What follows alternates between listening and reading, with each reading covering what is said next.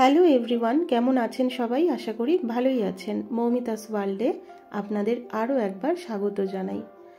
আমার চ্যানেলে যারা নতুন আছেন তারা প্লিজ চ্যানেলটাকে সাবস্ক্রাইব করবেন, আমার পাশে থাকবেন, আর ভিডিওগুলো দেখে ভালো লাগলে লাইক করে কমেন্ট করে শেয়ার করবেন। আর আজকে আমি বেরিয়ে পড়েছি বাবাকে হসপিটালে দেখতে যাব বলে।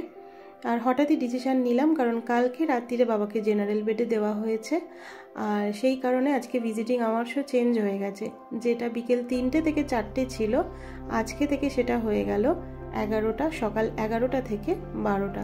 সেই জন্য আমি সকাল সকালই বেরিয়ে পড়েছি। এখন বাজে প্রায় 9টা থেকে 9:30।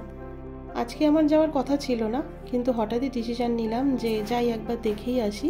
তো পাড়ারই এক ভাইয়ের গাড়ি ছিল, ওকে ফোন করে আমার হাজব্যান্ড জিজ্ঞাসা করলো, তো ওকে পেয়ে গেলাম বলে বেরোতে পারলাম, নালে এত সকাল সকাল সত্যি বাসে করে আসার জন্য টাইম পেতাম না। বেতর থেকে মা আর মেজো বোনও যাবে, তো আমি ওদেরকেও ফোন করে যোগাযোগ করার চেষ্টা করছি, কিন্তু ওখান থেকে ওদের আরও সকালবেলা বেরিয়ে যেতে হয়েছে। আর আমি যাব সেটা ঠিক ছিল না, আমি হঠাৎই আর কি আধ ঘন্টার মধ্যে ঠিক করে ফেলি যে আজকে আমি হসপিটালে যাব। আর যে ভাইয়ের গাড়িতে গিয়েছিলাম ওই ভাই বলল যে দিদি একবার পেট্রোল রিফিল করে নিয়েই তারপর যাব। সেই জন্য এই যে একবার পেট্রোল পাম্পে ঢোকা হয়েছিল।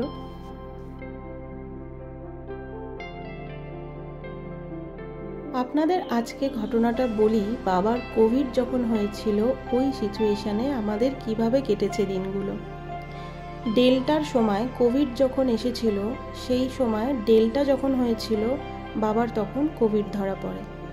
বাবা কোথাও বেরোতো না, বাড়িতেই থাকতো, যেহেতু বাইরে থেকে লোকজনের আসা যাওয়া তো ছিল। আর ইনফেকশানটা মানে কোভিডের যে অ্যাটাকটা, সেটা কিন্তু শুধুমাত্র মানুষের সংস্পর্শে গেলেই যে হতো তা নয়।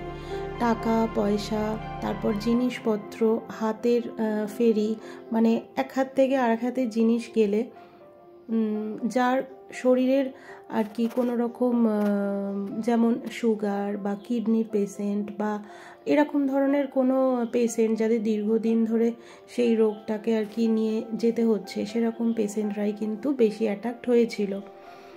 তো বাবার সেরকমই একটা হয়েছিল, যেহেতু বাবার সুগার রয়েছে, তো বাইরে থেকে টাকা পয়সা আসলে হাত দিতে হতো। আর হ্যাঁচু কাশি এগুলোর মধ্যে দিয়েই তো কোভিডের সেই জার্মগুলো আসতো, যেটা আমরা অন্যভাবে কোভিডকে দেখেছি। মানে আমরা ভাবতাম কি মানুষের গায়ে গা ঠেকে গেলেই হয়তো কোভিড হয়ে যেত, সেটা একদমই না।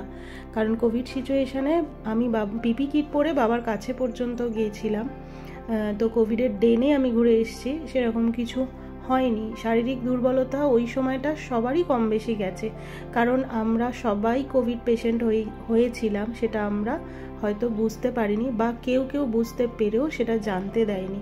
আর যারা জানতে দেয়নি তাদের জন্যেই এই দুর্বল মানুষগুলো কোভিডে অ্যাটাক্ট হয়েছিল। আর বাবাকে সঞ্জীবনীতে উলুবেড়িয়ায় ভর্তি করা হয়েছিল, সেখানে তো মারাত্মক বাজে পরিস্থিতি, খুব মানে বাজেভাবে ট্রিট করা হয়েছিল।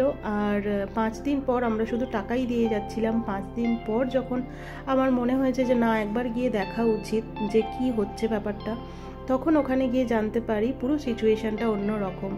মানে টাকার জন্য অনেক কিছু হচ্ছে। তো পুরো ঘটনায় আমি গেলাম না, আপনাদের শর্টেই আমি জানাচ্ছি। আর এই যে দেখুন, ওই যে সাদা বিল্ডিংটা দেখতে পাচ্ছেন, এটা হচ্ছে কোঠারি, কোঠারির পেছনেই সিএমআরআই। তো যাই হোক, বাবাকে সঞ্জীবনীতে 6 দিন রাখার পর আমরা বুঝতে পারি যে ওখানে রাখাটা ঠিক হবে না, আমাদের মানে হাতের পুরো বাইরে। তো খুব মানে কাঠখড় পুড়িয়ে আর কি বাবাকে ওখান থেকে লামা প্রসেস করিয়ে ছাড়িয়ে নিয়ে আমরা আসি মুকুন্দপুরে।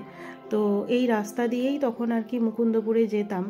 আর সেকেন্ড ব্রিজের ওপরে উঠলাম বলে আমার ঘটনাটা আজকে আপনাদের শেয়ার করতে ইচ্ছে হলো। তো বাবাকে মুকুন্দপুরে কিছুদিন রাখার পর ওখান থেকে যিনি ডাক্তারবাবু, উনি মানে ভগবান, তো বাবাকে সারিয়ে আমরা বাড়িতে ফিরিয়ে আনতে পেরেছি। তো আরও অনেক বড় ঘটনা, অনেক এর মধ্যে আরও অনেক কিছু রয়েছে, যেটা আমি একদম ডিটেলে আপনাদেরকে এইটুকু ব্লগের মধ্যে শেয়ার করতে পারলাম না। ওই সিচুয়েশানে অনেকে তাদের প্রিয় মানুষদের হারিয়েছে, আবার কেউ কেউ বাড়িও ফিরে গেছে, যাদের মনের জোর অনেক বেশি ছিল। কোভিড পেশেন্টরা বেশিরভাগই কিন্তু শারীরিক অসুস্থতাতে পৃথিবী ছেড়ে চলে যায়নি, বেশিরভাগটাই মনের অসুস্থতা এতটাই বেড়ে গিয়েছিল যে চোখের সামনে মৃত্যুর পর মৃত্যু দেখতে দেখতে একটা সময় তারা এতটাই ট্রমাটাইজ হয়ে গিয়েছিল যে তাদের কারোর হার্ট ফেলিওর হয়েছে, কারোর লাংস ফেলিওর, কারোর কিডনি ড্যামেজ হয়ে গেছে। কোভিডের তো একটা মারাত্মক এফেক্ট ছিলই, প্লাস মনের দিক থেকে প্রচণ্ড দুর্বল হয়ে গিয়েছিল সেই সব মানুষগুলো। যাই হোক, যাদের প্রিয় মানুষরা ফিরে গেছে ঘরে, তাদের তো মানে ভগবানের অশেষ কৃপা। আর যে সমস্ত মানুষদের ফিরিয়ে আনতে পারা যায়নি, তাদের জন্য সত্যি মানে তাদের আত্মার শান্তি কামনা করি। যাই হোক, এত কথা বলার উদ্দেশ্য এটাই হচ্ছে, বাবার যেহেতু কোভিডের পর এটা সেকেন্ড টাইম হসপিটালে ভর্তি হওয়া, তো আমাদের মনের মধ্যে একটা আতঙ্ক ভয় সবসময় তো কাজ করছেই যতক্ষণ না বাবাকে বাড়ি ফিরিয়ে নিয়ে যেতে পারছি। কারণ ডাক্তার, হসপিটাল, এই সমস্ত ব্যাপারগুলোতে সত্যি কথা বলতে কি কার কি হয়েছে মনের মধ্যে আমি জানি না, আমার কিন্তু ভীষণ আতঙ্ক। কারণ ওই সময় আমি ডাক্তারদের বা পরিস্থিতির যে রূপ দেখেছি, আমার একদম আর কারোর প্রতি বিশ্বাস হয় না ঈশ্বর ছাড়া। তো আমি জানি আমার ঈশ্বর আছেন, আর আমরা সবাই, আমার ফুল ফ্যামিলি মেম্বার, আমার বোনেরা, আমার বোনেদের বরেরা, আমার হাজব্যান্ড, আমরা আর আমার মার কথা তো মানে ছেড়েই দিন, মানে মায়ের মনের পরিস্থিতিটা কি সেটা আর নাই বললাম। তো সবটা যাতে ভালোভাবে কাটুক, সবটা ভালোভাবে মিটে যাক, ট্রিটমেন্ট সাকসেসফুল হোক, বাবাকে যেন 2-1 দিনের মধ্যে একদম বাড়ি ফিরিয়ে নিয়ে যেতে পারি আমরা, সেই আশীর্বাদই করুন। আজকে যিনি বাবাকে দেখে রিপোর্ট দিলেন, উনি তো বাবার সমস্ত কিছু নাক, কান, গলা, তারপর চেস্ট সব কিছু টেস্ট করে দেখলেন, যেরকম নর্মাল টেস্ট হয় আর কি। তারপর বললেন যে 2-1 দিনের মধ্যেই বাবাকে ছুটি দেওয়া হবে। আর কিছু এক্সারসাইজও দেখিয়ে দিলেন, যেটা করলে বাবার মানে ওভারঅল সব কিছু ভালো থাকবে। তো সেগুলো আমরাও সব দেখে নিলাম। তারপর হসপিটাল থেকে বেরিয়ে এই যে গুপ্তার চা খেয়ে তারপর আমরা একটু বাড়ি ফিরবো। আর এখানে অনেক কিছু খাবার পাওয়া যায়, হসপিটাল থেকে বেরিয়ে সবাই প্রায় এই দোকানেই আসে চা, কফি, তারপর টিফিন কিছু খেতে। আমরাও সেরকম টুকটাক টিফিন খেয়ে নিয়ে তারপর একসাথে সবাই গাড়িতে উঠবো। আর আমার এক কাকাও আজকে এসেছেন, আর মা বোনকেও ওদের জায়গায় নামিয়ে দেবো, ভেতরে নামিয়ে দিয়ে আমি তো ওই পথ দিয়েই যাব। তারপর কাকুকেও নামিয়ে দেব অঙ্কুরহাটিতে, তারপর অঙ্কুরহাটি হয়ে আমি একদম বাড়ি চলে যাব। তবে আসার পথে ডোমজুর রাস্তায় এত ভিড় হয়, জ্যাম হয়, আমাদের ডোমজুরে যারা থাকেন তারা তো জানেনই। তো সেই জন্য আসার পথেও ডোমজুর রাস্তাটাকে আমরা অ্যাভয়েড করেছিলাম। ভাই বলছিল যে যাবার পথেও অঙ্কুরহাটি ছাড়িয়ে সরস্বতী ব্রিজ দিয়ে একদম ডোমজুরে যাব। তো দেখা যাক কীরকম কী চিন্তাভাবনা করা যায়। তো চলুন, আমরা সবাই একসাথে গাড়িতে উঠে পড়েছি। আর যেতে যেতে বাবাকে নিয়েই সব আলোচনা হচ্ছিল যে বাবার সব কিছু ট্রিটমেন্ট অনেকটাই ঠিকঠাক মতো হয়ে গেছে, বাবা আস্তে আস্তে কিওর হচ্ছে, আর যে মেডিসিনগুলো চলছে সেগুলো সব কমপ্লিট হয়ে গেলেই ডাক্তারবাবু বলেছেন ছুটি দিয়ে দেবেন। আর হ্যাঁ, যে কথাটা বলতে বলতে আমি বাবার কোভিড সিচুয়েশনের কথা বলা শুরু করলাম, সেটা হচ্ছে আমি ওই সময় যতবার এই রাস্তা দিয়ে যাতায়াত করেছি ততবার এই সেকেন্ড ব্রিজের ভিডিও করতে আমার কিন্তু দারুণ লাগে। তো আমি এখনও যতবার গেছি এসেছি আমি সেকেন্ড ব্রিজের এই ভিডিও করেছি, আমার কিন্তু ভীষণ ভালো লাগে এই ভিডিও করতে।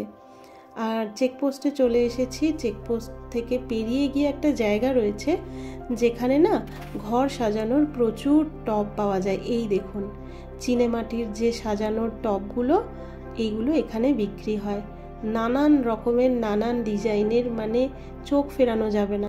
আমি আর বোন তো গাড়িতে বলেই ফেললাম যে একবার নামবো, দেখি কিছু জিনিস যদি পছন্দ হয়।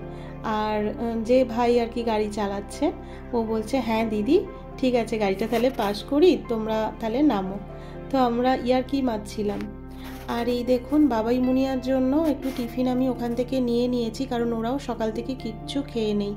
আমি বাড়িতে না থাকলে আমার বাড়ি পুরো অন্ধকার, যতক্ষণ না বাড়ি ফিরবো ওদের খেতে দেওয়ার মতো কেউ নেই। আর আমিও না খেয়েই সেরকম বেরিয়েছিলাম, সেই জন্য আমি বিস্কুট একটু টিফিন বক্সে করে নিয়ে আর জল নিয়ে এসেছিলাম, সেটাই গাড়িতে খেতে খেতে বাড়ি ফিরলাম।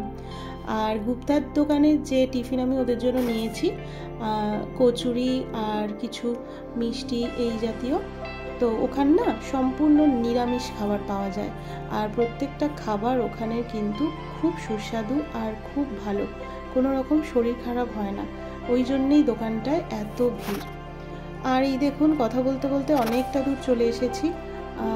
যে ভাই আর কি গাড়ি নিয়ে গিয়েছিলেন, ও বললো দিদি চলো তাহলে ওই সরস্বতী ব্রিজ দিয়েই আমরা চলে যাই, তাহলে ফাঁকা পাবো, কারণ ডোমজুড়ে সর্বক্ষণ জ্যাম থাকে, তো রাস্তায় বেরোতেই বিরক্ত লাগে। আর আমিও ওর কথা শুনেই বললাম যে হ্যাঁ তাই চলো, কারণ এখন অলরেডি 1:30-2 বাজে, আর আমাকে বাড়ি ফিরে 1 ঘন্টার মধ্যে আবার রেডি হয়ে মুনিয়াকে নিয়ে ক্রিকেট গ্রাউন্ডে যেতে হবে।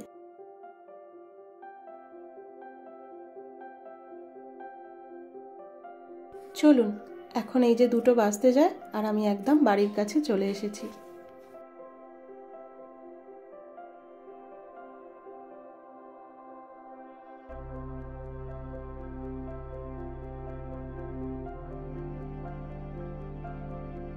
হসপিটাল থেকে ফিরে তারপর ঘরের কাজ টাজ করে এখন চান খাওয়া দাওয়া করে 3টে বাজে, আর মুনিয়াকে নিয়ে আমি রেডি হয়ে গেছি।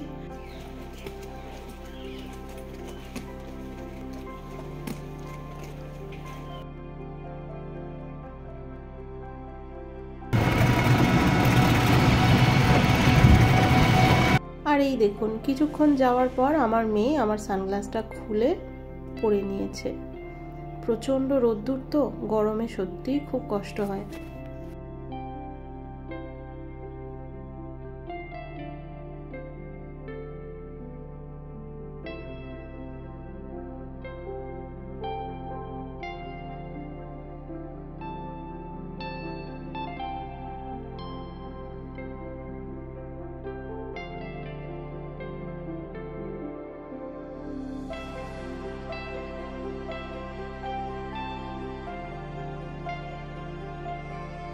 মাঠে আসলে যেমন আমরাও বন্ধু বান্ধবরা বসে গল্পগুজব করি, আড্ডা দিই, সেরকম আমাদের হাজব্যান্ডরাও তো তাদের মধ্যেও বন্ধুত্ব গড়ে উঠেছে, তাই সবাই মিলে মাঠে আসলে ওরাও চা খেতে যায়। আর আজকে চা খেয়ে ফেরার পথে আমাদেরই বন্ধু অনিশার হাজব্যান্ড প্রিয়দা আমাদের সকলের জন্য গরম গরম চা নিয়ে এসেছে, আর অনিশা জয়শ্রী সেটাই এখন সবাইকে শেয়ার করে দিচ্ছে। তো গরম গরম চায়ের সাথে আজকের ব্লগটা এখানেই শেষ করি। দেখা হচ্ছে পরের আরেকটা ব্লগের সঙ্গে। ততক্ষণের জন্য খুব ভালো থাকবেন, সুস্থ থাকবেন আর সবাইকে ভালো রাখবেন। আজ আসি, দেখা হচ্ছে পরবর্তী ব্লগে।